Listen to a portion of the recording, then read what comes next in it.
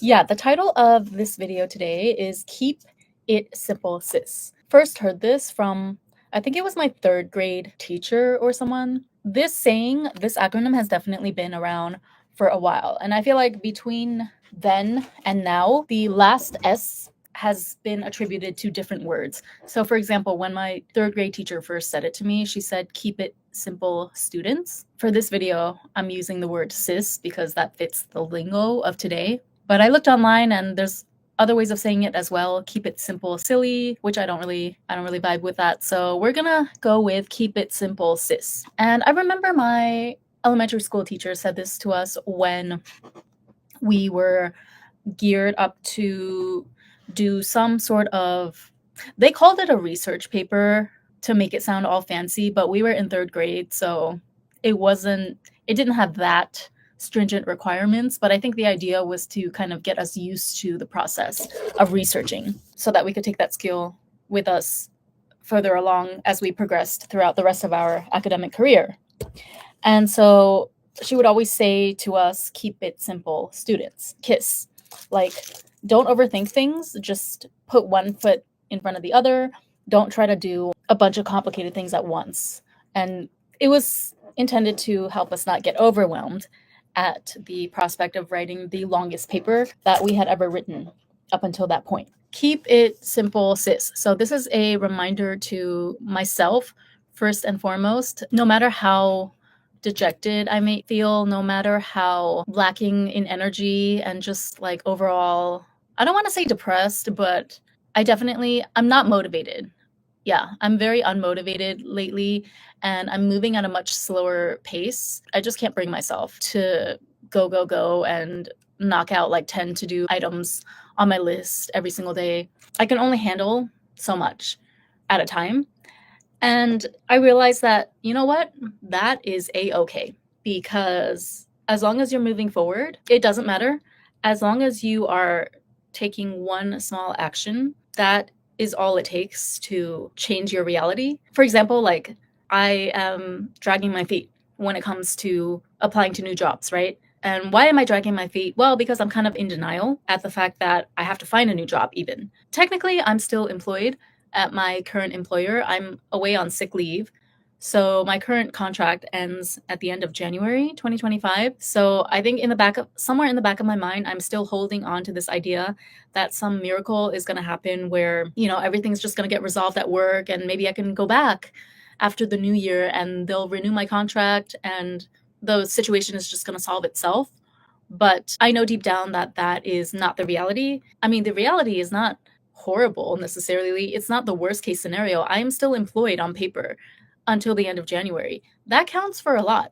That means that if I hit the pavement running now, I don't know why I didn't finish my thought here, but I was just going to say, obviously everyone knows it's easier to find another job when you already have a job or you're currently employed, because that makes you more attractive in the eyes of your new prospective employers. So yeah, I still do have that going for me, is my point here. Even if I'm not running, okay, even if I'm taking baby steps, which is one of my favorite techniques ever to get things done, is just to take one baby step at a time and cultivate tunnel vision on that baby step to where it will reduce your anxiety. Because a lot of the times our anxiety comes from the overwhelm that we feel when we think about all the things that we have to do or how big and gargantuan of a goal that we have. So yeah, this concept, keep it simple, sis, I find is just really helpful to remind myself of over and over throughout the day. Whenever I find myself feeling overwhelmed about like all the things I have to do or the magnitude of the things I have to do, the goals that I have that I feel like I haven't even taken the first step. I haven't even cleared, the preliminary requirements. How am I possibly going to finish it? I just bring myself back to keep it simple, sis. I have some examples listed out right now of just the most simple, basic, like banal things that you could possibly think of. But for me, I'm framing these as wins in my mind because they are.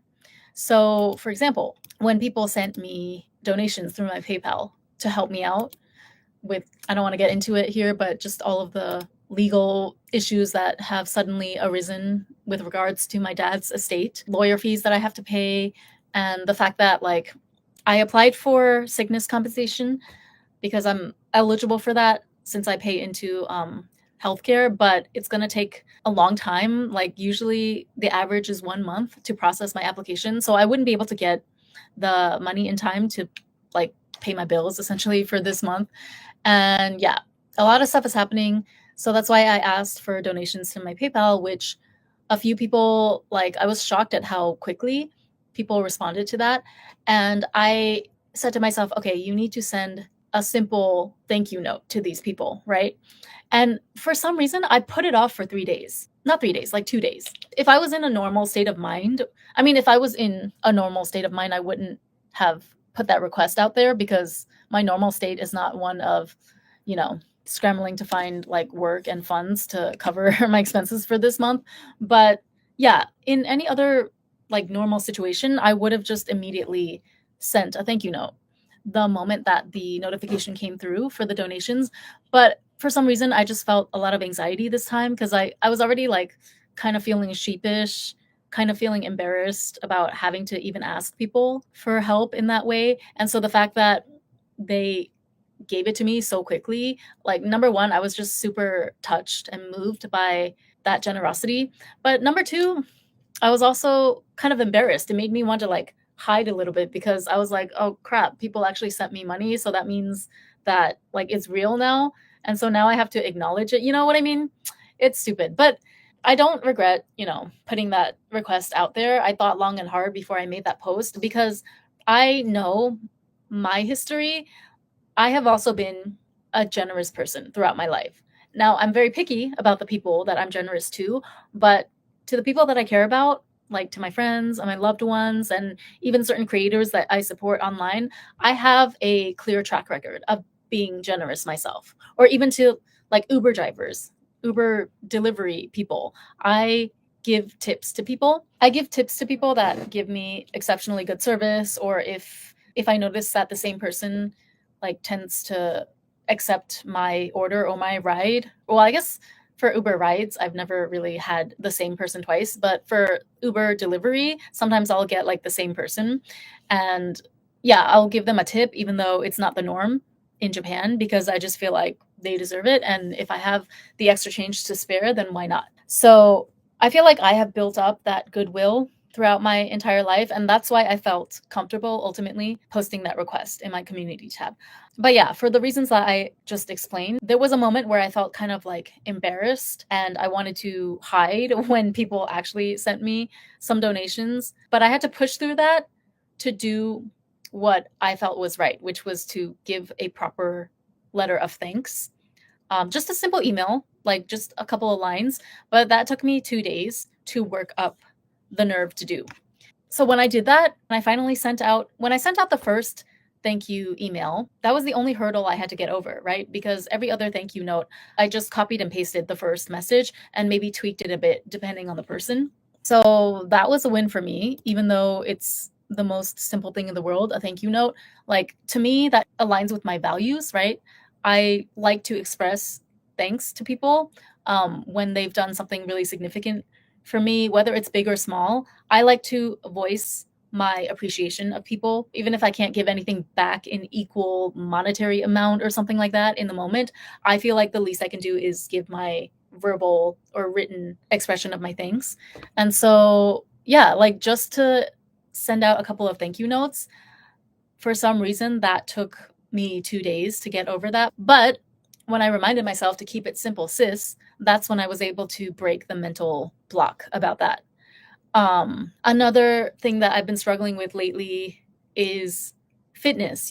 Fitness has taken like all the way a backseat in my life amidst all the other drama that's going on right now. So I haven't been able to continue my pole dancing lessons for I don't even know how many months now. I don't remember the last time I went to pole dancing. Oh, I did go to a pole dancing class last time I was in Dubai. So that was at the end of July. It's been almost half a year since I went to a pole dancing class. Like, number one, because I don't know, I'm a little bit out of shape. So, you know how it is, the more you put off your workout or your hobby, then the more effort that it takes to get back to the level that you were before, and the more demotivated you get. So that's the first issue. And then the second issue is that pole dancing classes are expensive, and I don't have the bandwidth financially right now to pay for pole dancing classes. They probably raised their prices actually since the last time I checked, but even with the discount, so my studio that I usually go to sells 10 ticket bundles, like 10 lesson bundles you can buy, and you can get a little bit of a discount, like 10% discount on each class if you buy it in a group of 10. Even with that, one single lesson is at least 4,000 yen, and I just cannot afford to pay that right now. I don't have an extra 4,000 yen every week to spend on pole dancing lessons. So that's taken a back seat. But I was thinking to myself, you know what? That doesn't mean that you need to give up on your fitness completely, though, because like basic fitness is not a luxury, right? That is something that is part of my self care. Everyone needs to take care of their physical body as well, which includes healthy diet, it includes an appropriate amount of exercise, you know? So I was like, again, keep it simple. Maybe you can't take the fancy pole dancing or belly dancing classes that you want right at this moment, but that doesn't mean that you can't do any fitness at all. It's not all or nothing.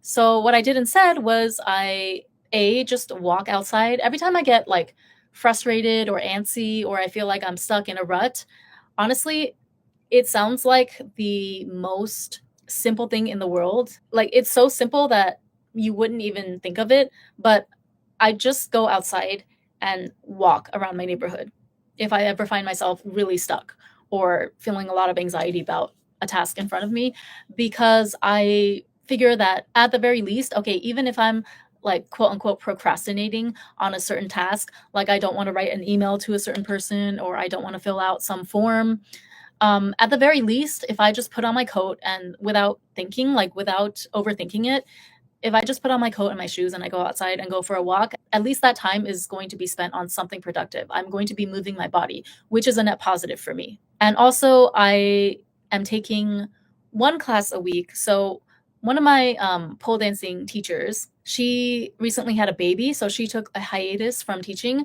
but she just started up holding her private stretching lessons again, like extreme stretching, teaching you how to do splits and things like that, which I am nowhere close to being able to do a split, but that's one of my ultimate goals as well. And it's tied into my overall goals with wanting to be a better pole dancer, because I realized that like without flexibility, it doesn't matter how high of a level you can achieve in pole dancing. It's not going to look nearly as good as if you are flexible. Like if you are very flexible, even if you do really simple tricks on the pole, it will look so much more elegant and graceful, and it will look so much more impressive just because you're flexible, as opposed to if you're not very flexible and you do a bunch of like fancy tricks and you're hanging upside down and all of that. That's cool and all, but there's always going to be like a limit to how good you can look because you're not as flexible. Once I realized that, I decided, okay, I need to prioritize first and foremost improving my flexibility.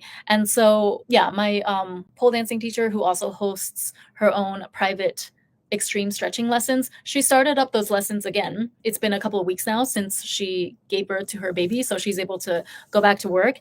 And I decided that I have been attending her stretching classes once a week, which is only 2,500 yen per lesson, right? Which is significantly less than what it would cost to go to pole dancing, but it still keeps me like somewhat on track with my fitness goals, if that makes sense. So that's my keep it simple version of keeping my fitness and my health on track. I just mentioned in the beginning of the stream as well, even with my YouTube channel, you know, I experienced kind of like a little jump in growth when I did that video reacting to Isis, the trophy wives situation. A lot of people subscribed to me based on that video and a couple of subsequent videos that I did related to like sprinkle content, which I don't mind talking about, but I don't want to make that the core focus of my channel or anything. But yeah, after that little jump in subscribers, that was encouraging, but then it kind of flatlined after that, right? After the trophy wife situation died down a bit, which we are still waiting for the consensus on that, right? I think ISIS is probably done oversharing on the internet, but as far as the real life court proceedings and whatnot, I'm sure that this will be a long, drawn out process. And I sincerely hope that, you know, the most important thing at the end of the day, that we get justice for her children, whoever was harmed, which according to her, it was her daughters, but according to other evidence that has come out, it could have been all of her children in some capacity. I don't know. I don't want to speculate on her situation. But yeah, now that she's quiet and nobody is really talking about the trophy wife at this moment, like all of the attention that I got from that video has also kind of died off. But again, I told you yesterday, I got my first sign up for my YouTube membership. And I was like, wow, this is all I need. It doesn't matter if it's one person or 100 people or 1,000 people. All of those numbers are greater than 0. So that means that there's no barrier now for me to start making content exclusively for my membership. That's another encouraging thing. Oh my god, I have here, this is funny. Okay, so do I want to tell the whole backstory to this? There's a Brazilian telenova from 1998 that I don't know how the algorithm recommended this to me. Well, actually I do know, but yeah, basically YouTube recommended this telenova to me from 1998. It's in Portuguese. It features all Brazilian actors, right? And it is like one of the most amazing series, if not my favorite series at the moment, that I've ever seen in my life. I don't even want to talk about it because I'm super selfish and I want to keep it to myself. Like I don't want to discuss it with other people. It's up there with Gattaca, I'm going to say, which is a huge statement for me because Gattaca is my favorite movie of all time. But Gattaca I can talk about because I don't know, it was a one-off, and I feel like even when I talk about Gattaca, the people who know that movie are still kind of few and far between. But yeah, I'm not ready to share this TV series yet. Maybe after I've watched it a couple of times, like maybe after I'm a little more familiarized with it, I won't have a problem sharing. But as of now, I still kind of want to, I'm still in that selfish stage of wanting to keep it to myself. But it's about a priest and a prostitute that fall in love with each other.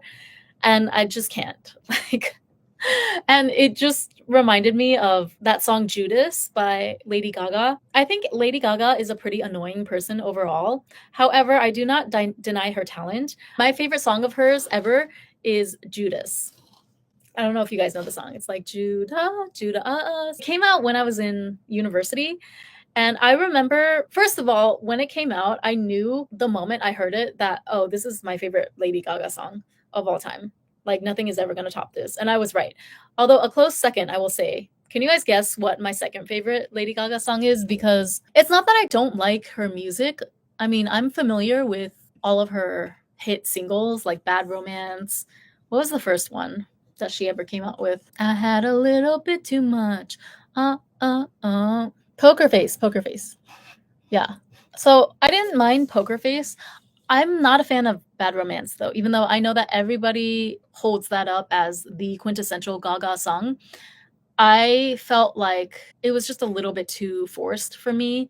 Like it was just trying too hard for me, both in terms of the lyrical matter and the music video and even the vocal style.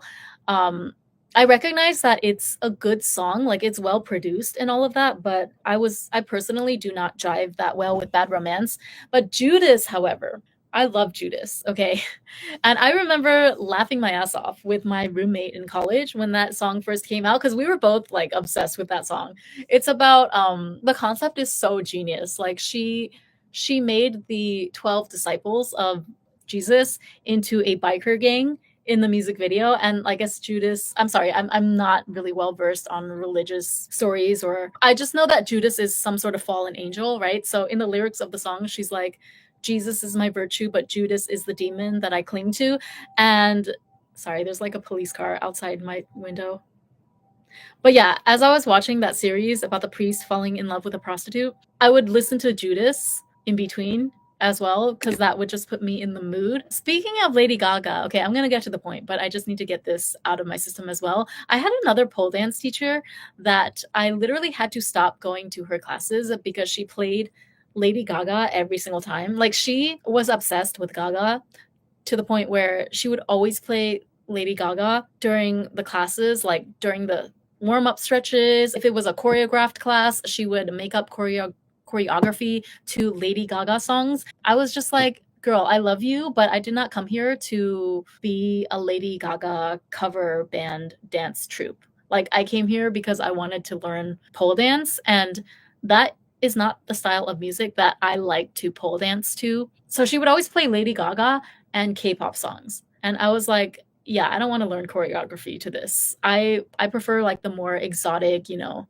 like Arabic beats, like the really heavy. But anyway, Judas is my favorite single from Lady Gaga. Alejandro is a close second. So Judas and Alejandro are my favorite songs from Lady Gaga. There is a character named Alejandro, by the way, in that Brazilian TV series that I'm obsessed with. And I just remember back in college, me and my roommate were laughing our asses off when Judas first came out, when the single was first released, because the cover album art for Judas was created in Microsoft Word. Yeah, you can look it up on the Wikipedia page. Lady Gaga created the Judas album cover art in Microsoft Word. You can't get more basic or simple than that. And yet we're talking about a global superstar, wildly successful record and music video. I'm going to show you. This was the cover art for Lady Gaga's Judas. So this is a prime example of keeping it simple, sis. Like Lady Gaga, she has access to the best graphic designers, the best album cover art artists in the world, and yet this is what she was feeling for the cover for Judas, and so that's what she created. And it's a multi-selling whatever, I don't know how many awards that song in particular won, but Lady Gaga is a multi-platinum selling Grammy-winning artist, is she not? So if Microsoft Word is good enough for her, then it's good enough for the rest of us, no? Like in my case, I apply the same philosophy to my CV, for example. I don't need to have the most visually appealing, fanciest looking CV as long as it's clean and easy to read, concise and to the point. I don't put too many frills on my CV because the fancier ones, unless you are in some sort of like specific industry where you need to demonstrate your graphic design prowess or something like that, most recruiters actually, like most recruiting professionals or job search consultants actually tell you the more simple your resume is, the better. Like the most boring looking CVs are usually the ones that companies gravitate towards and they take more seriously, because the whole point is that the content of the CV is what matters, not the presentation, right? They want to see that you actually have the necessary experience and skills that are necessary to do the job that they're advertising for. So I've never had a fancy CV and I have been able to get plenty of great opportunities. I just love reminding myself to keep it simple, and not only that, but to celebrate our small wins. I feel like we just don't do that enough, and it's more important than ever to do that when during a low period in your life, during your flop era, so to speak. It took me months and months to get one, sorry, this is not one, this is two. It took me months to get one person to sign up for my memberships in YouTube. I didn't even know, I mean, up until yesterday, before it happened, I didn't know that it would ever happen for me. I had thoughts that, what if I can never get a membership off the ground? Like, what if this is just it? That I am just gonna remain a small creator forever and I can only really count on money from AdSense and commissions kickback from my Yes Style code or my Amazon affiliate link. Like, what if I never achieve enough growth to be able to establish enough credibility to convince people to sign up for my memberships? And yet now here we are, like 24 hours later, and I have my first member. And even though it's just one, that's enough. That's all that we need. And that is a cause for celebration, if you ask me.